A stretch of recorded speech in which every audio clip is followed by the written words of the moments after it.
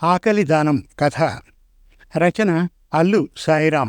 కథాపఠనం మల్లవరపు సీతారాం కుమార్. రోజురోజుకి విజృంభిస్తున్న చలికి తొందరగానే శీతాకాలపు సూర్యుడు డ్యూటీ దిగే పనిలో పడమటి దిక్కున చేరుకున్నాడు. సంతోష్ తన ఫ్రెండ్ సప్తగిరిని కలవడానికి బయలుదేరి బస్టాండుకు వచ్చాడు. ఏవేవో బస్సులు వస్తున్నాయి, కానీ తనకి కావలసిన బస్సు మాత్రం రావట్లేదు. ఖాళీగా ఉండే బదులు బస్సు టికెట్కి తన దగ్గర చిల్లర ఉందో లేదోనని పర్సు తీసి చూస్తే ఒక 500 రూపాయల నోటు, ఒక 10 రూపాయల నోటు ఉన్నాయి. బస్సుకైనా ఆటోకైనా ఒకవైపు టికెట్టుకి 10 రూపాయలు అవుతుంది. మరి తిరిగి వచ్చేటప్పుడైనా 10 రూపాయల టికెట్కి 500 రూపాయల నోటు బస్ కండక్టర్కి ఇస్తే చిల్లర లేదని బస్సు దించినా దించేస్తాడు. అదేదో ఇప్పుడే చిల్లర మార్చుకుంటే మంచిది అని బస్టాండ్ చుట్టూ ఉన్న షాప్స్ చూస్తున్నాడు. మళ్ళీ అంతలోనే అమితమైన జ్ఞానోదయం కలిగి, ఆ షాపు వాళ్ళ మాత్రం 500కి చిల్లర ఊరికేనే ఇస్తారేంటి, వాళ్ళ దగ్గర ఏదో ఒక వస్తువు కొంటే గానీ చిల్లర ఇవ్వరు కదా అని వాస్తవం గుర్తొచ్చి ఆ ప్రయత్నం మానుకున్నాడు. పక్కనున్న ఫాస్ట్ ఫుడ్స్ సెంటర్లలో తయారు చేస్తున్న ఫుడ్ ఐటమ్స్ మసాలాల ఘాటుతో గుమగుమలు వచ్చి సంతోష్ ముక్కుని తాకాయి. పనిలో పడి తాను మధ్యాహ్నం సగం సగం తిన్నానని గుర్తొచ్చి అంతవరకు లేని ఆకలి కొత్తగా పుట్టుకొచ్చి ఏదైనా తిందామా అనిపించింది. పనిలో పనిగా 500కి చిల్లర కూడా వస్తుందని పెద్ద ఆలోచనతో 2 అడుగులు అటువైపు వేశాడు. మళ్ళీ అంతలోనే టైం 4:30 అవుతోంది. ఇప్పుడెందుకు, అటు మధ్యాహ్నానికి కాక ఇటు రాత్రికి కాక, పోనీ తిరిగి వచ్చేటప్పుడు రాత్రికి తీసుకుని వెళ్దామా అని మరో ఆలోచన. అయినా ఎందుకులే, ఒక చికెన్ ఫ్రైడ్ రైస్ 70-80 రూపాయలు అంటాడు. ఎటు మన కడుపుకి చాలదు, ఆకలి తీరదు. అదే 70 రూపాయలకి మరో 10-20 రూపాయలు కలిపితే అర కేజీ చికెన్ వస్తుంది. రేపు ఆదివారం చికెన్ తెచ్చుకొని ఎంచక్కా తినవచ్చు. అసలు ఆ బస్సు వచ్చేస్తే ఈ గొడవే లేదు అని నిట్టూరుస్తూ చేతి వాచ్ చూసుకుంటున్నాడు. చాలాసేపు నిరీక్షణ తర్వాత బస్సు వస్తుంది. అమ్మయ్య అనుకుని వచ్చిన బస్సులో కాలుపెట్టి ఎక్కబోతున్న సంతోష్ దగ్గరికి ఒక పెద్దాయన వచ్చి, బాబు బాబు చాలా ఆకలిగా ఉంది, 2 రోజుల నుంచి ఏం తినలేదు, ఏదైనా అని చాలా దీనంగా అడిగాడు. అభినవ దానవీర సోన కర్ణులందరికీ ర్యాంకులు ఇచ్చేస్తే మెరిట్ లిస్టులో కాకపోయినా వెయిటింగ్ లిస్టులో సంతోష్ పేరు ఖచ్చితంగా ఉంటుంది. తన స్నేహితులకి, తెలిసిన వాళ్ళకి అవసరానికి 100 నుంచి 1000 రూపాయల వరకు సాయం చేశాడు. సంతోష్కి దయాగుణం ఎంతుందో ఎదుటివారికి తను ఇచ్చిన డబ్బులు తిరిగి అడగటానికి కూడా చచ్చేంత మొహమాటం.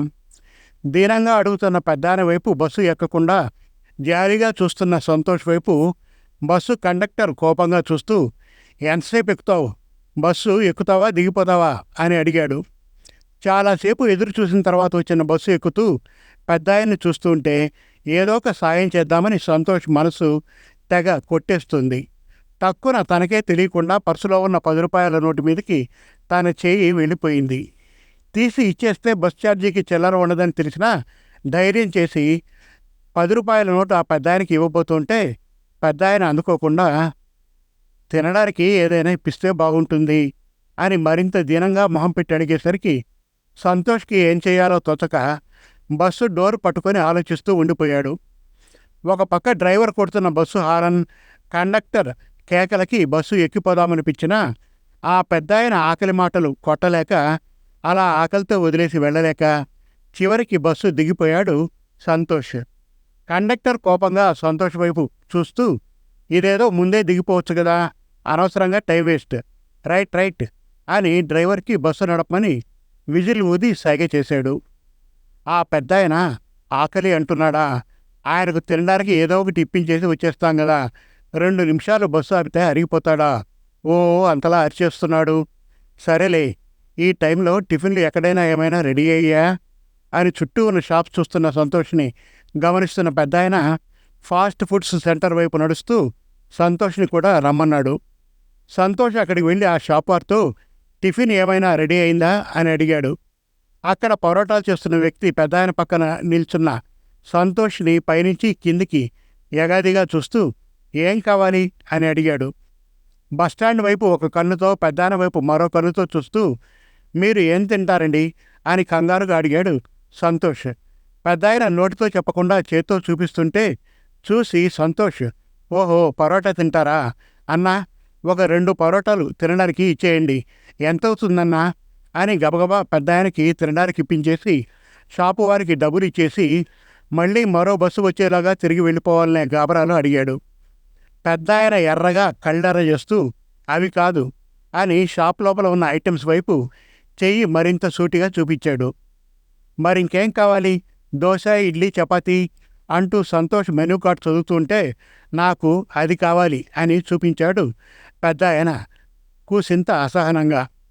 ఆ షాపు ఓనర్, పరోటాలు చేసే వ్యక్తి, ఈ పెద్దాయనకి ఈరోజు ఎవడో బాగా దొరికిపోయినట్టున్నాడ్రా అన్నట్టుగా సంతోష్ వైపు జాలిగా చూస్తున్నారు. పెద్దాయన ముఖంలో, మాటల్లో ఊహించని మార్పులకి సంతోష్ ఆశ్చర్యపోతూ, మనకి ఎందుకురా ఈ బాధ, ఆయన ఏమడిగితే అది ఇప్పించేసి వెళ్ళిపోవడం బెటర్ అని పెద్దాయన చేయి చూపించిన దగ్గర చూస్తే తందూరీ చికెన్ ఉంది. అది చూసి తందూరీ చికెనా అని నోరు తెరిచాడు. పెద్దాయన అవునన్నట్లుగా తల ఊపాడు. షాపు ఓనర్, పరోటాలు చేసే వ్యక్తి లోపల నవ్వుకుంటున్నారు. సంతోష్కి నవ్వాలో ఏడవాలో అర్థం కాలేదు. పెద్దాయన, 2 రోజుల నుంచి ఏం తినలేదంటున్నావు, ఇప్పుడు ఇంత మసాలా ఫుడ్ తినడం అంత అవసరమా, అంత మంచిది కాదు, వేరే టిఫిన్ ఏదైనా తీసుకో అని చెప్తున్న సంతోష్ వైపు పెద్దాయన చూస్తూ, నీ ఉచిత ఆరోగ్య సలహాలు చాలే బాబు అని మనసులో అనుకుంటున్నట్లుగా ముఖం పెట్టుకొని, నాకు అదే కావాలి అని గట్టిగా దబాయించి అడిగాడు. ఒక్కొక్క మాటకి పెద్దాయనలో వస్తున్న మార్పులకు సంతోష్ ఆశ్చర్యపోతూ, సరిపోయింది, ఎరక్కపోయి వచ్చి ఇరుక్కుపోయామన్నట్లుగా ముఖం పెట్టాడు. అప్పుడు ఆ షాప్ ఓనర్, పరోటాలు చేసే వ్యక్తి చూసే చూపులు అర్థమయ్యాయి. అది కాదు పెద్దాయనా అని సంతోష్ ఏదో చెప్పబోతూ ఉండగా, చూడు బాబు, నువ్వు ఇప్పిస్తే అది పిచ్చు తింటాను, లేకపోతే ఏదీ వద్దు అని తెగేసి చెప్పాడు పెద్దాయన. ఒక్క క్షణం సంతోష్కి అక్కడ ఏం జరుగుతోందో, తాను ఏం చేస్తున్నాడో అర్థం కాక, మరి ఏం చేయలేక, పెద్దాయన ఏం అడగలేక ఆ షాప్ ఓనర్ని చూసి అది ఎంతన్నా అని అడిగాడు. 130 రూపాయలు అని షాప్ ఓనర్ చాలా ప్రశాంతంగా చెప్పిన మాటలకి సంతోష్ గూబ గుయ్యమంది. సరేలే, నిండా మునిగాక చలి ఎందుకులే అని గట్టిగా ఊపిరి తీసుకొని, మీకు అదే కావాలి, ఖచ్చితంగా తింటారు కదా అని చివరాఖరిగా అడిగాడు సంతోష్. అదే కావాలన్నట్టుగా తల ఊపాడు పెద్దాయన. సంతోష్కి ఓపిక నశించిపోయి, అదే కావాలట, ఇచ్చేయండన్నా అని అంటూ పర్సులో 500 నోటు తీసి షాప్ ఓనర్కి ఇచ్చాడు. మిగిలిన చిల్లర తీసుకున్నాక అక్కడ ఒక్క క్షణం ఉంటే ఒట్టు. కనీసం వెనక్కి తిరిగి చూడకుండా గబగబా బస్టాండ్కి వచ్చేస్తున్న సంతోష్ బుర్రలో పోయిన డబ్బుల గురించి ఏం ఆలోచనలు లేవు. ఎందుకంటే ఇతరులకి ఖర్చు పెట్టాలంటే మొహమాటంగా ఎంతైనా పెట్టేస్తాడు. తనకి తాను ఖర్చు పెట్టాలంటే మాత్రం 100 లెక్కలేస్తాడు. అదంతా సరే, తనకు అర్థం కానిది ఏంటంటే ఇప్పుడు ఏదో మాయలా జరిగిన దాన్ని ఏమంటారని. ఎక్కిన బస్సు దిగి మరీ పెద్ద పోటుగాడిలా వెళ్ళావు. ఏమొచ్చింది, 500 రూపాయలకి 370 రూపాయల చిల్లర వచ్చింది. అయినా అంతా రుణం రా రుణం.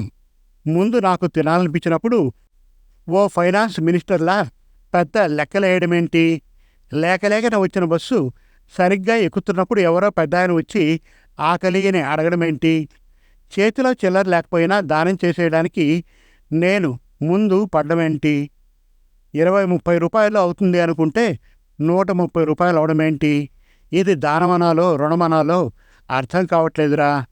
మనకి ఆ షాప్ ఓనర్కి ఏదో జన్మలో రుణం ఉండి ఉంటుందిరా. ముందు మనకి తినాలనిపించినప్పుడే ఆలోచించకుండా తినేస్తే పోయేది. ఆ తర్వాత ఆ పెద్దాయన వచ్చాడు, ఇదంతా జరిగింది. ఆ పెద్దాయనకైతే మాత్రం ఖచ్చితంగా ముందు జన్మలో చాలా రుణం ఉండి ఉంటానురా. లేకపోతే ఏదో హక్కు ఉన్నట్లుగా అంత గట్టిగా ఆ అడగడమేంది స్వామి అని పోయిన 130 రూపాయలకి సరిపడా తనకి తాను సర్ది చెప్పుకుంటూ బస్టాండ్లో కూర్చున్నాడు సంతోష్. ఇదంతా మొదటి నుంచి గమనిస్తున్న ఆ బస్టాండ్లో కూర్చున్న ఒక వ్యక్తి, బాబు, నువ్వు వెళ్లాల్సిన ఆఖరి బస్సు ఇప్పుడే వెళ్ళిపోయింది అన్నాడు పుండు మీద కారం చల్లినట్లుగా. అంతే, అప్పటికే ఓపిక చచ్చిపోయి ఉన్న సంతోష్, ఛా, మీటింగు లేదు, గుడ్డు లేదు అని తన ఇంటి ముఖం పట్టాడు. ఎన్ని దానాలు చేసినా సంతోష్కి ఈ ఆకలి దానం తన జీవితంలో మర్చిపోలేని అనుభవంగా గుర్తుండిపోయింది.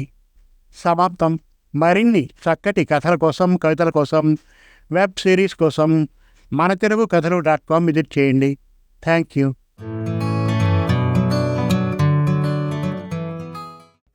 మీరు మెచ్చే చక్కటి తెలుగు కథలను స్పష్టమైన ఉచ్చారణతో, వినాలనిపించే గాత్రంతో మన తెలుగు కథలు .com వారి యూట్యూబ్ ఛానల్లో పూర్తి ఉచితంగా వినండి, చూడండి.